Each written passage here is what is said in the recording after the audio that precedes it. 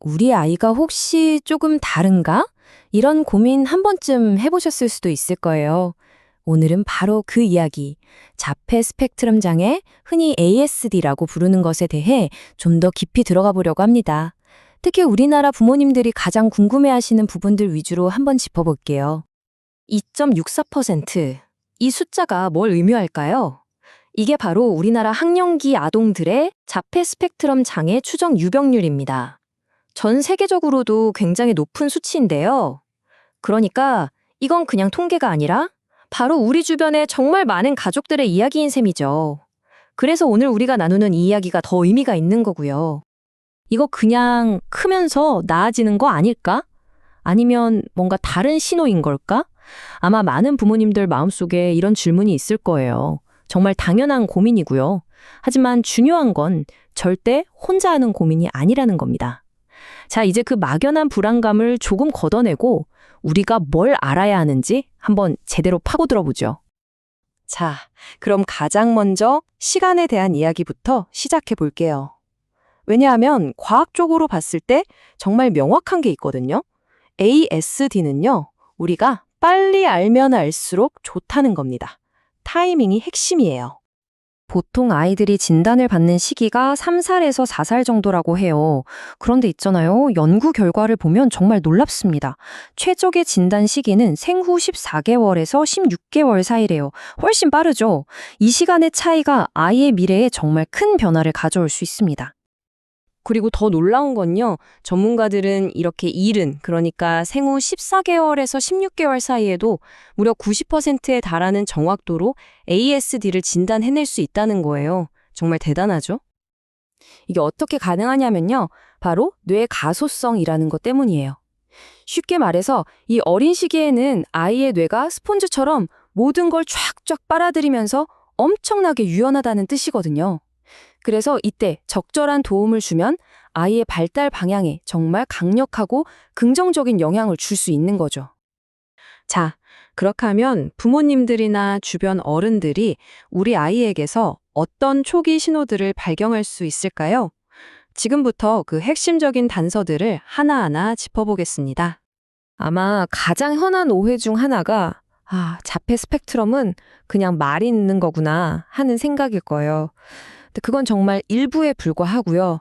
핵심은 언어 그 자체보다 훨씬 더 넓은 개념인 사회성에 있습니다. 네, 그래서 전문가들은 ASD를 근본적으로 사회성 발달 장애라고 정의합니다. 이게 무슨 말이냐면요. 아이가 세상과 소통하고 또 다른 사람들과 관계를 맺는 방식에 어떤 어려움이 있다는 뜻이에요. 자, 이게 바로 연구에서 밝혀진 대표적인 사회적 소통의 신호들인데요. 한번 생각해 보세요. 아이 이름을 불렀는데 돌아보지 않는다거나 저기 재밌는 걸 보고도 엄마 저거 봐 하고 손가락으로 가리키지 않는 모습 같은 거요. 눈을 잘 안 마주치는 것도 아주 중요한 신호가 될 수 있고요. 자, 그럼 퍼즐의 두 번째 조각은 뭘까요? 바로 반복적인 행동이나 특정 관심사에 아주 깊이 몰두하는 모습이에요. 예를 들어 장난감을 가지고 노는 대신에 줄을 쫙 세운다던가 아니면 유독 숫자나 지하철 노선도 같은 곳에 푹 빠져 있는 경우죠. 이런 모습들은 정말 아이들마다 다양하게 나타나요. 이런 신호들을 발견하면 당연히 덜컥 걱정이 되실 거예요. 하지만 이건 끝이 아니라 우리 아이를 제대로 이해하고 도와주기 위한 여정의 가장 중요한 첫걸음이라고 생각하시면 좋겠습니다. 진단 과정은 보통 이렇게 몇 단계를 거쳐서 이루어집니다. 첫 번째는 어린이집 같은 곳에서 MCHAT 같은 간단한 체크리스트로 한번 걸러보는 거예요. 여기서 좀 더 살펴봐야겠다 싶으면 두 번째로 훈련받은 전문가가 2차 검사를 하고요. 그리고 마지막 세 번째 단계에서 소아정신과 전문의가 아주 종합적인 도구들을 사용해서 최종적으로 진단을 내리게 되는 거죠.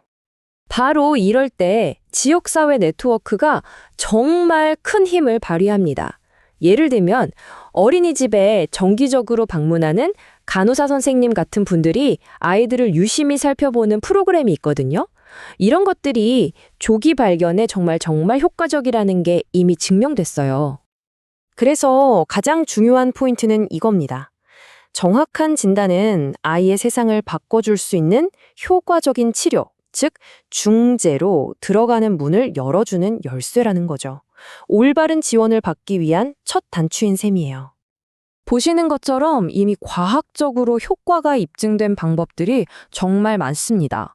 긍정적인 행동을 늘려주는 응용행동 분석, ABA라고 하죠. 그리고 언어치료, 사회성 기술 훈련 같은 것들이요. 이 모든 것들의 목표는 결국 하나예요. 아이 한 명 한 명에게 딱 맞춰서 사회적으로 소통하는 능력을 키워주는 거죠. 자, 이제 어쩌면 이 모든 과정에서 가장 중요한 이야기를 해볼까 합니다. 그건 바로 여러분은 절대 혼자가 아니라는 사실입니다. 우리 맘카페 같은 온라인 커뮤니티나 지역의 부모 모임에 가보면요. 다들 비슷한 경험을 나누고 서로에게 힘이 되어주잖아요. 아, 이 길을 나만 걷는 게 아니구나. 먼저 갔던 사람도 있고 또 뒤따라오는 사람도 있구나. 이걸 깨닫게 되는 거죠. 그리고 이건 정말 별표 5개 치고 강조하고 싶습니다. 전문가들이 정말 단호하게 이야기하는 부분인데요. ASD 진단은 절대로 부모님 탓이 아닙니다. 예전에 있었던 냉장고 엄마 같은 말도 안 되는 이론들, 그거 다 수십 년 전에 폐기된 이야기예요. 그래서 진단을 어떻게 받아들이느냐, 이 관점을 바꾸는 게 정말 중요해요. 이건 어떤 끝을 의미하는 게 아니고요. 우리 아이만이 가진 특별한 가능성을 이해하고 그 아이 자체를 온전히 사랑해주는 새로운 여정의 시작인 거죠. 결국 이 질문이 남는 것 같습니다. 과연 우리 아이 안에는 어떤 놀라운 강점들이 발견되기를 기다리고 있을까? 이렇게요. 초점을 어려움이 아니라 아이가 가진 무한한 가능성으로 옮겨보는 것. 그게 바로 시작 아닐까요?